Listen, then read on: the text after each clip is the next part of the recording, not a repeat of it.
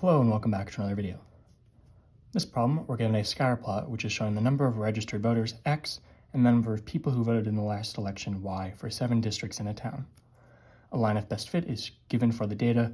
We're asked which of the following could be an equation of the line of best fit. So for the equation of a line, you need two things for slope-intercept form. You need m, the slope, and b, the y-intercept.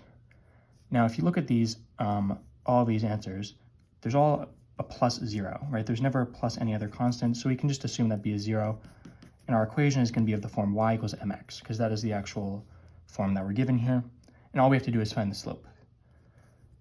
These all have different slopes, so we'll find the slope and we'll get our answer.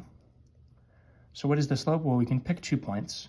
Let's pick this point way down here. It's going to be 120, 60, and then this point at the very end is going to be 300 and 150. Okay, picking 2 points farther apart is going to give you a more accurate answer, but you could pick any 2 points on the line. We are going to be looking for the change in y over the change in x.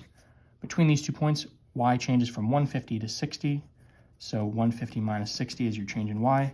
Similar thing for x, from 300 to 120, 300 minus 120, right? And I drew the arrows to show that we have to subtract in the same direction both times.